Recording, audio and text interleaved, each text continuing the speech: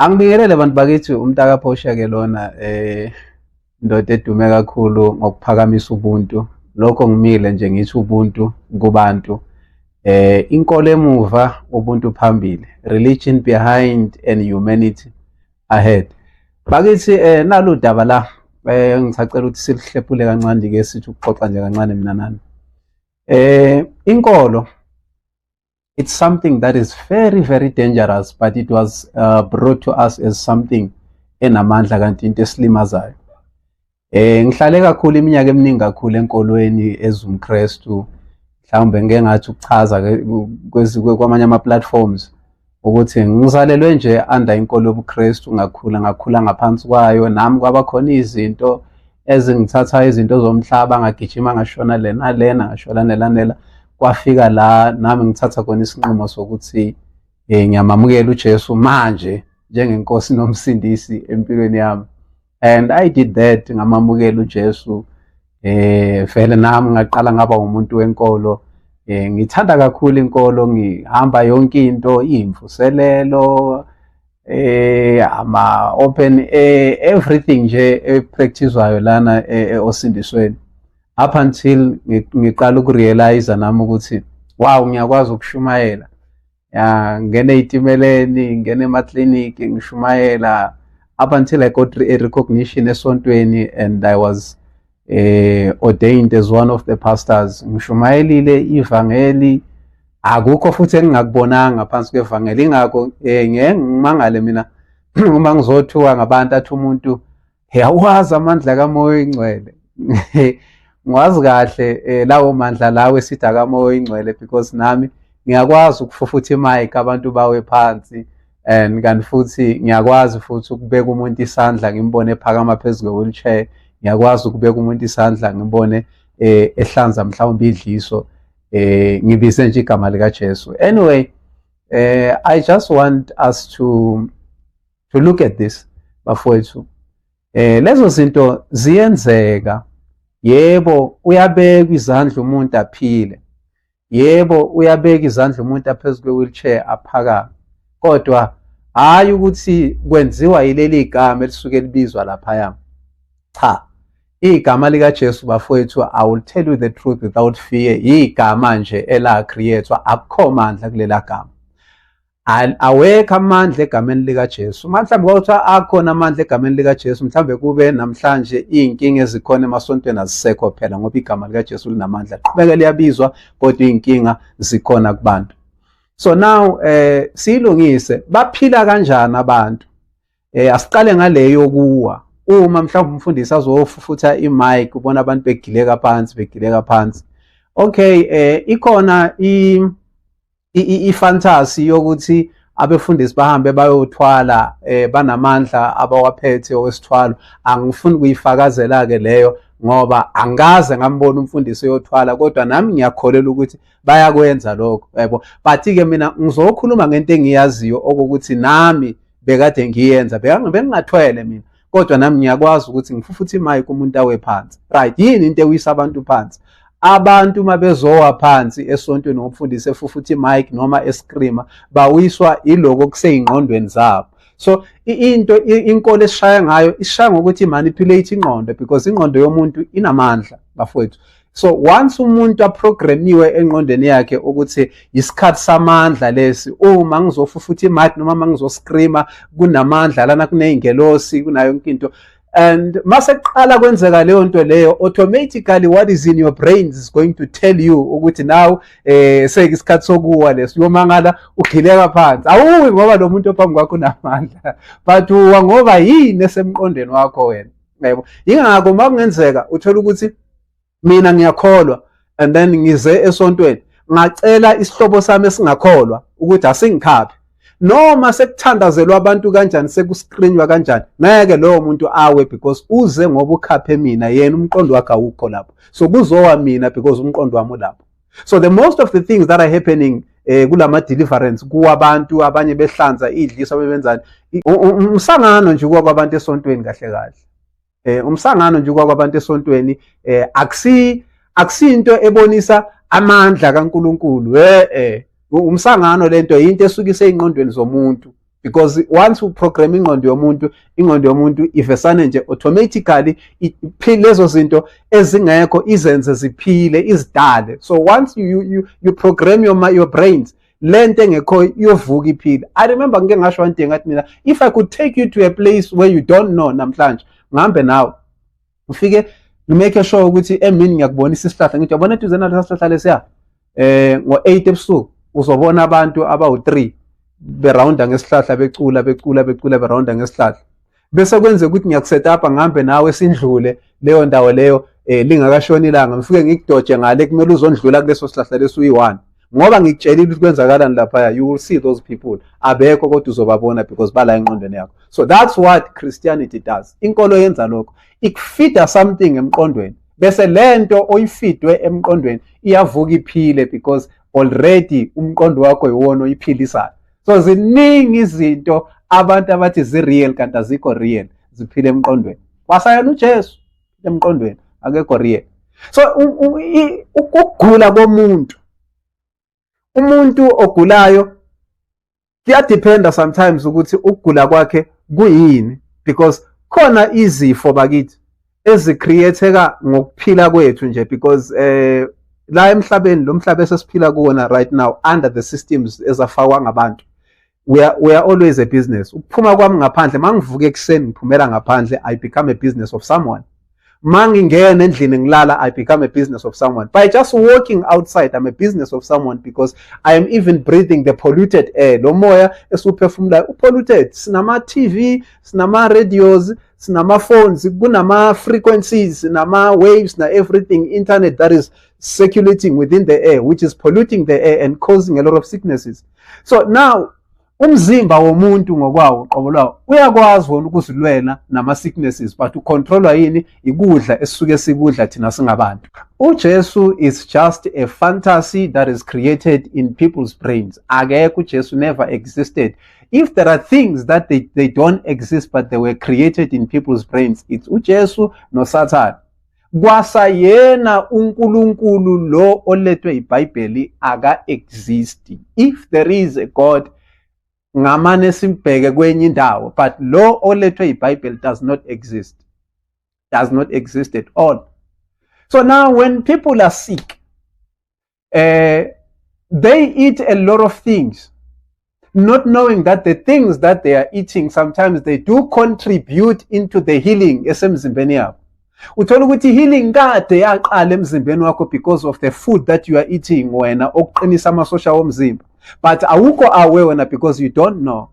So mawuzofika kimi ngingumfundisi ngifike ngikubeka isandla and bakutshelile ukuthi kuyaphilwa lapha, ngikubeka isandla and then bese wena ngomqondo wakho nawe uyakholwa ukuthi ngizophila lapha, and then mangikubeka isandla ngoba uze ngokukholwa bese uzwe ngathi lokho kugula kuyahamba, automatically uzokuzwa ngathi lokho kugula kuyahamba kanti kade vele kwahamba because ukugula kuyahamba emzimbeni womuntu kusala engqondweni. Then mawusuka lapha you are highly convinced ukuthi ngikhulekelwe, and then usuka uyahamba mhlawumbe uhamba uyochecka maybe bekuyi-HIV, uyochecka futhi uthola ukuthi ayisekho egazini, uzitshela ukuthi no mphilisi ongumfundisi kanti cha kade lento yaphela iqedwe ukudla okudlayo bekuvuselela amasosha womzimba kwenza yonke into le, yebo. So even izinto ezinjalo ngisho nama-stroke, umuntu oshawe i-stroke, i-stroke sinesikhathi sakune-stroke sobuthakathi esukuphonswe ngabantu, kune-stroke esikhoswa i-body dysfunctional ukuthi udlani uphila impilo bani, and zonke le stroke azikho permanent. I-stroke asikho permanent, sinesikhathi saso sokuphela.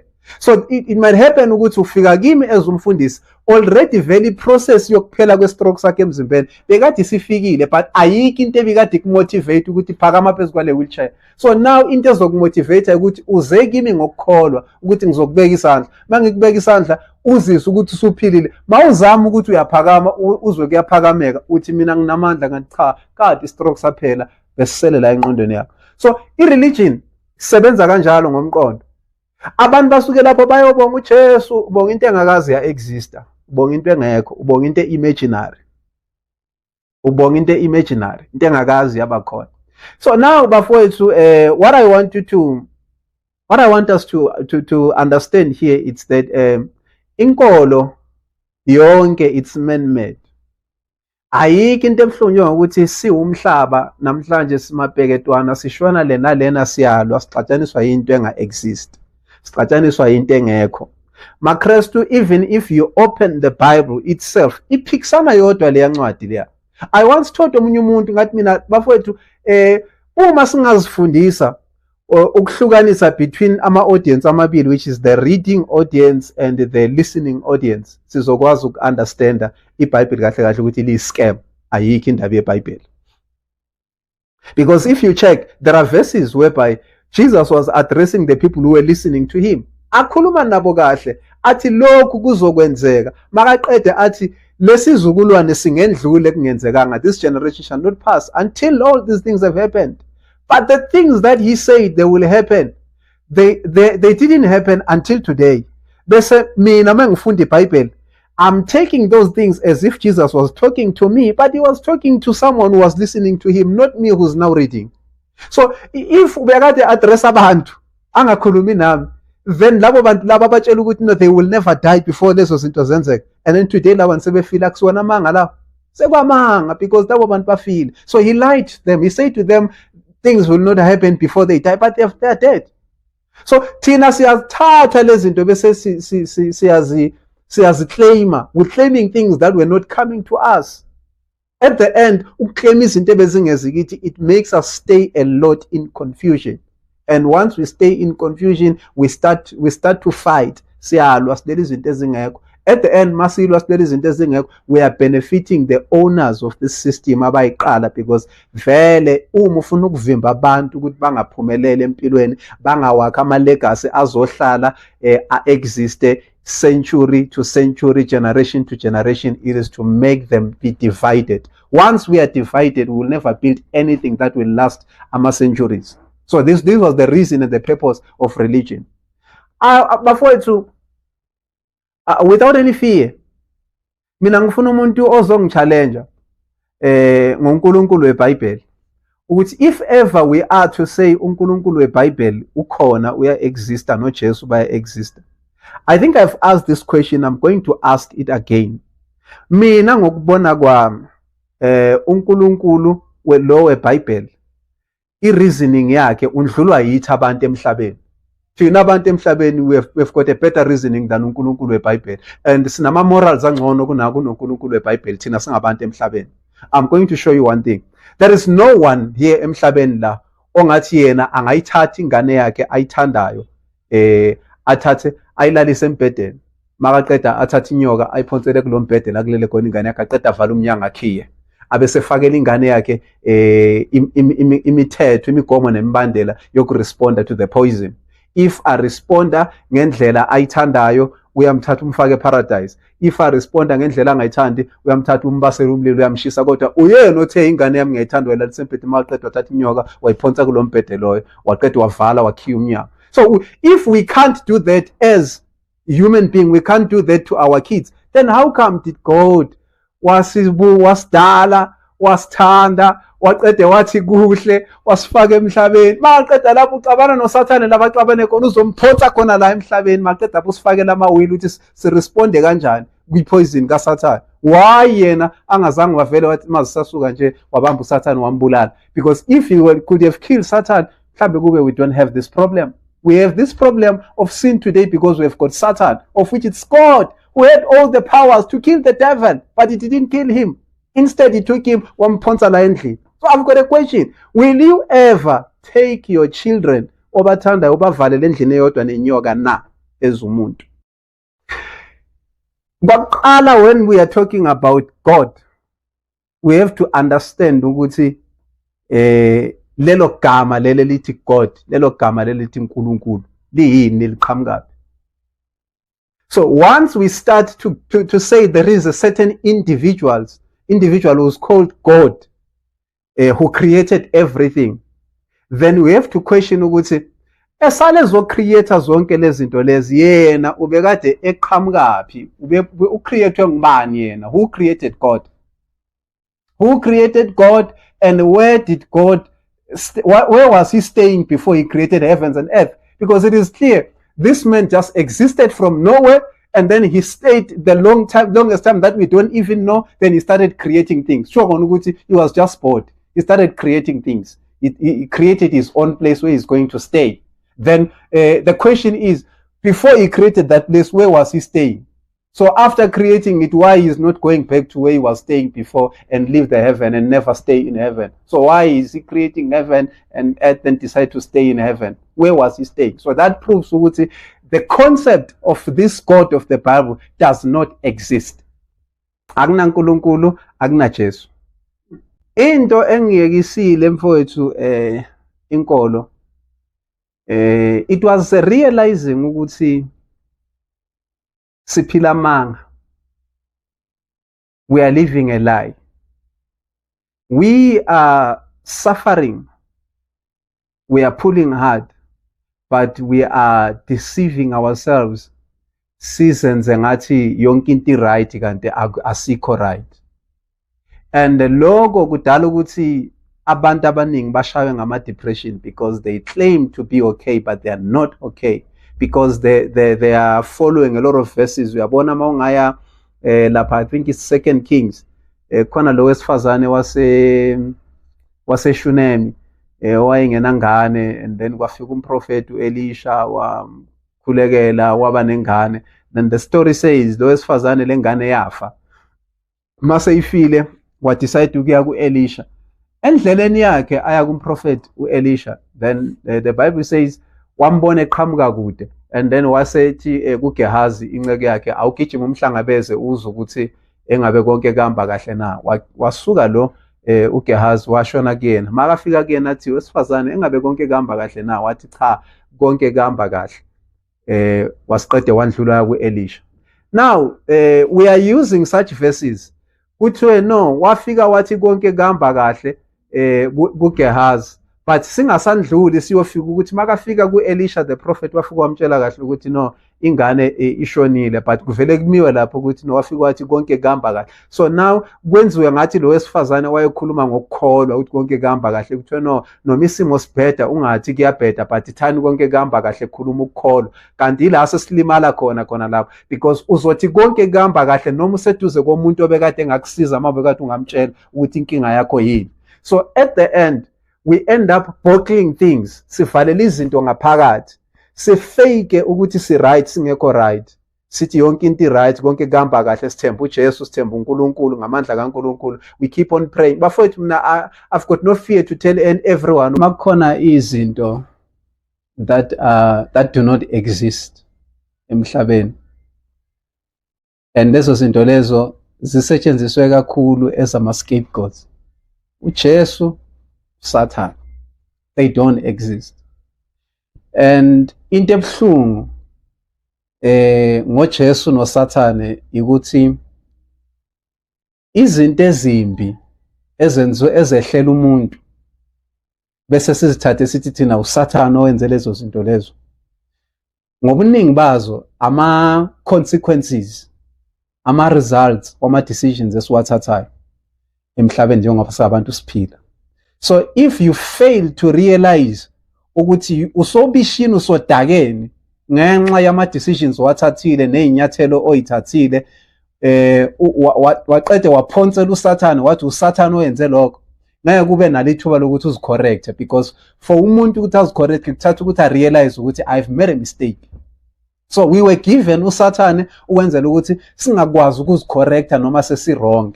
Kanti sometimes ne behavior yomuntu into umuntu azokwenza yona kunokwenzeka ukuthi wena uthi lo muntu uphusha uSathane kanti lo muntu uresponda noma retaliate nento omenze yona wena unganakile. So at other times sihlukumeza abantu singaboni sihlukumeza umuntu bese lo muntu omhlukumezile abuye a retaliate nalento oyenzile wena bese lento ayenza bakethi sithi isiZulu impinda muva ingozi. So umuntu mase buyisela lento wena omenze wena ayibuyisela ibe namandla kakhulu njengoba wena uyikhiphile bese kungathi ukugadlile bese uqala nokuthi lo muntu usetshenziswa bani uSathane kanti cha akasetshenziswa uSathane. uSathane into enga exist, uJesu into enga exist, and uJesu uyababamba abantu because umuntu wenza kahle athatha ama decisions are right, athathe nezinqumo ezi right, ahambe kahle, and then mase thola ama results wemisebenzi yakhe athi ngiyabonga Jesu. Ubonga uJesu instead of thanking yourself, celebrating yourself so that you realize, so that you be motivated ukuthi elevate uye phezulu. Because awukwazi uku-elevate ungaqalanga wazibonga, ungaqalanga wazicelebrate. So umuntu ukuze akhuphuke empilweni yakhe mangabe khona into thizena ayenzile, udinga ukuthi arealize ukuthi lapha angenze kahle lapha. Mawurealize ukuthi ngenze kahle lapha uba naloya mfutho ukuthi I want to do more bese uyakhuphuka. But once you take that uyiphonsele phezulu kwenkolo uthi amandla kaJesu, instead of working hard to elevate, you are going to close your eyes and pray. Wena kunokuthi usebenze kanzima ukhuphule lento, wena uvala amehlo uyathandaza. Siyabonga Baba, siyabonga Jesu, ubonga umuntu onga exist. Bafowethu mangabe uJesu uya exista, ngamane sivume nokuthi uSpider-Man uya exista, because both are book characters. So if uSpider-Man aka exist noJesu aka exist, no Satan aka exist. The very same book, the Bible, that is giving you uSathane noNkulunkulu noJesu, ngicela uyifunde kahle. Isaiah chapter 45 verse 7. Kusho uNkulunkulu according to the book, according to the Bible. Uthi, I create light and I make darkness. I do good and I do bad. I am the Lord, I do all those things. So if uNkulunkulu yena eBhayibhelini ekwazi ukuvuma ukuthi uyakwenza okuhle nokubi, then uSathane ungena. So kusho konke according to the Bible, uNkulunkulu noSathane, it's two characters in one man. There is a character of God, there is a character of Satan in one man. So ingakho mina ngokwami ngithi mina uSathane does not exist, because at the end zonke lezi zinto ezimbi esithi zenziwe uSathane, iBhayibheli liphinde liveze ukuthi uNkulunkulu wezenzayo futhi again. If you read iBhayibheli lonke uqala kaGenesis uzuyofika kaRevelations ekugcineni, akukho la uzothola khona ukuthi uSathane ubulela abantu, but uNkulunkulu ubulela abantu eBhayibhelini. uNkulunkulu eBhayibhelini uthumele isizwe sika-Israyeli ukuthi sihambe siyobulala ngisho amadoda. Mabeceda ukubulala amadoda wonke kwesinye isizwe, bathumba abantu besifazane nezingane ezincane nemfuyo yabo yonke beze nazo. Bafike bazosebenzisa laba besifazane nezingane zamantombazane ezincane as ama-slaves wocansi. That's God who has been encouraging people to do that.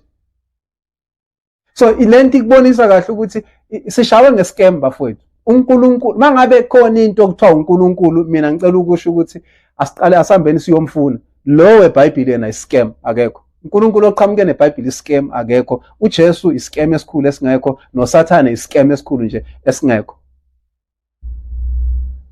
So if we want to understand ukuthi who are we, siyapi, kuphilwa kanjani, hence ngishilo ngathi mina umkhuleko it's a scam esayidayiselwa ukuthi sivala amehlo ethu sibheke phezulu and expect ukuthi khona umuntu le ngaphezulu le kwesibhakabhaka le olalela imkhuleko ethu uzosiphe. Bafowethu, there is no one behind the sky. Akekho umuntu ohlala esibhakabhakeni. There is no God behind the sky. We were sold into engekho. There is no God behind the sky. There is no Jesus. There are no angels behind the sky. Sidayisela into engekho. Umkhuleko awusebenzi at all. Mangabe umuntu uzothi umkhuleko uyasebenza, mina ngicela umuntu avele oyi-one ozokunikeza izinto ayithole ngomkhuleko, bese lezo zinto lezi athi uyithole ngomkhuleko ke sicheck ukuthi ngeke siyithole yini kubantu abangakhuleki na.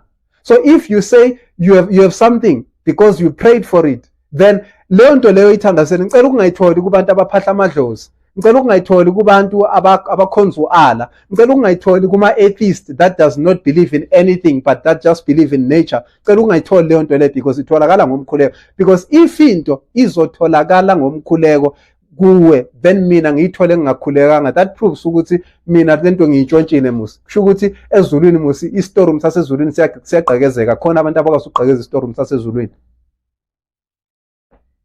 So at the end lezi zinto zisibonisa kahle ukuthi it is all a game of mind. Umdlalo wengqondo nje kuphela. Sidlaliwe nje la engqondweni, sidayiselwe izinto esizicreator ngeyingqondo zethu. uNkulunkulu weBhayibheli noJesu noSathane izinto ezicreator la engqondweni. Yabona mina ever since bafowethu I stopped going to church, Satan stopped being my problem. Yabona lenkinga enganginazo ezokufika esontweni ngithandaze ngize ngiwe phansi ngikhahlela umoya ngithi ngiyakhahlela Satan, zaphela immediately the day I stopped going to church. And ukuma kwami ukuya esontweni, I started realizing ukuthi ngiwumuntu, ngoba ngiwumuntu nginonembeza. Unembeza wami uyangitshela into wrong nento right. It doesn't mean ukuthi because I'm no longer going to church then now I'm belonging to Satan esengenza izinto ezimbi, cha. But into yangimangaza ukuthi ngavele ngehlula ukulunga kakhulu ukudlula ngesikhathi ngisakhonza, because right now ngilalela unembeza wami. Unembeza wami akwazi ukungilahla. Mangithi ngenza into embi against umuntu, unembeza wami athi no ngiyastop, angiyenzi leyo nto leyo. And ngaqala ngazibona sengikwazi ukwamukela ngisho even abantu okuthi ba homosexual, because when I was a Christian mangibona umuntu homosexual I was seeing a demon. But after sengiwumuntu ngirealize ukuthi ngumuntu, angisafuni kuzijaja ngokwenkolo, but ngumuntu nginonembeza. Ngaqala ukubona abantu aba homosexual njengabantu abazikhethele ukuphila impilo yabo ngendlela abakhetha ukuyiphila ngakhona, of which it is their choices. I don't have to interrupt kuma choices wabantu. If umuntu ayibona ukuthi ufuna ukuhamba indlela yakho, ufuna ukuhamba ngalolu hlobo lolu, indlela kumele aphile ngayo okwakhe, then ngihlangana naphi mina. So I started developing love over everyone. Wonke umuntu mangihlangana nomuntu noma ngabe mhlawumbe ukhuluma ulimi engingaluzwa, but the fact that I'm seeing a human being, unembeza wami ungitshela ukuthi umuntu lo. But when I was a Christian, I was highly motivated ukuthi when I see someone ogaxe ubuhlalu noma ofake inyongo ekhanda, ngibona umuntu osebenzela uSathane. Mangibona umuntu aphethe izinto zakhe mhlawumbe ezenkolo, ngibona umuntu osebenzela uSathane, ngibona umuntu ongamelanga ngikhulume naye. But right now I understand ukuthi we are human beings. Ayikho into esidivide esihlukanisa njengenkolo, and inkolo isihlukanisa ngezinto ezinga exist. Bafowethu, I will say it again, uSathane does not exist. Phila impilo yakho kahle muntu omnyama, ungasatshiswa ngento engekho, sathuselwa ngento engekho. uSathane does not exist. Sathuselwa ngesihogo, kwathiwa uma sesifika ake ngibeke kanje, yonke into oyithenjiswa ukuthi izokwenzeka after you have died, it's a scam. Umuntu angathi uzofa uyohlala kahle ezulwini, qambela amanga i-scam. Umuntu angathi uzofa uyosha esihogweni, qambela amanga i-scam. Yonke into ongeke uzukwazi ukuyifakazela ozoyiphiwa ukuthi izokwenzeka mawusufile, it's a scam leyo nto leyo. Ziphilele impilo yakho umuntu omnyama, into ongayenza, listen to your inner man, lalela unembeza wakho. Unembeza wakho uzokutshela into wrong nento right. It doesn't take you to be scarified with hell to live a good life, but it takes you to know who you are and listen to your conscience. Lalela unembeza wakho. Ungathuselwa ngento engekho. uSathane into engekhoyo start. I usually ask people this question. Mabeza kuma platforms ami, umuntu athi wena uyi-agent kaSathane. Ngithi mina angazani naSathane, akazi ngisayina i-contract naye, angimazi isidalo, futhi angikholelwa nokuthi uya-exist uSathane. Is it possible ukuthi ngingasebenzela umuntu engamkholelwa nokuthi uya-exist? So ngicela ningitshele one thing, ukuthi engabe uSathane uyakwenza yini okuhle na? Akekho umuntu ophendulayo. So the fact that I'm no longer recognizing your Jesus as a personal life savior, that does not mean that I'm now working for Satan, because I believe the both does not exist. No, uNkulunkulu naye nje akekho. Lo esimdayiselwe iBhayibheli, if there is a God, mhlambe kwamele siqale phansi ukumfuna bafowethu. Lo esimdayiselwe iBhayibheli ukuthi uhlala phezulu ezulwini ngale kwesibhakabhaka, wa create izulu nomhlaba, wathatha udaka wabumba umuntu ngodaka, makaqeda lapho le ndoda ayibumbe ngodaka yalala, waqeda wayihlinza, wakhipha ubambo lwayo olulodwa, wayenza owesifazane ngayo. Hayi, ayiwenza umqondo yonke leyo nto leyo, because one, ucreate uthethe wabumba umuntu ngodaka, and then lolu daka lwakhipha inyama, flesh negazi na yonke into. Then mase kumele abumbe lo wesifazane, ukhipha ithambo kuphela, ithambo selizo create inyama. Ayiwenza umqondo yonke leyo nto leyo. So at the end zonke lezi zinto they are just created. Uma uzozithatha ngokukholwa, because ukukholwa kuyingozi kakhulu empilweni yomuntu. The most dangerous thing empilweni yomuntu is ukukholwa. So once you start to believe, you believe things that does not make sense, then they start to ziyaqala ziyavuka ziyaphila. What I'm going to say mfowethu ngokukhonza amadlozi nokukhonza uNkulunkulu, amadlozi awakhonzwa. It's another wrong concept that abantu abamnyama bakithi banayo. Amadlozi awakhonzwa, but amadlozi ayarecognizwa because abantu abakuwena abasegazini lakho ohamba nabo la uyakhona everywhere, futhi abanezilokotho nezifiso ezinhle ngawe because wena urepresenta bona, uyibo. Yabona njengoba ngihleli la namhlanje la, kube bebangekho onare bakithi mhlawumbe kuba ngikho, but ngoba kwaqala kwaba khona bona kuqala ngikhona, so ngimi la ngiyibona ngirepresenta bona, so I don't need ukuthi ngibakhonze, but ngidinga ukuthi ngiba-recognize. Anyway, angifuni ukuyithinta kakhulu leyo, but-ke lena bafowethu yokuthi sizovala amehlo wethu sibheke phezulu, sithi kunoNkulunkulu le, kokugcina kwehla ama-hallucinations, gcina sihallucinate, sesihallucinate njengabo this other man, brother Enigma.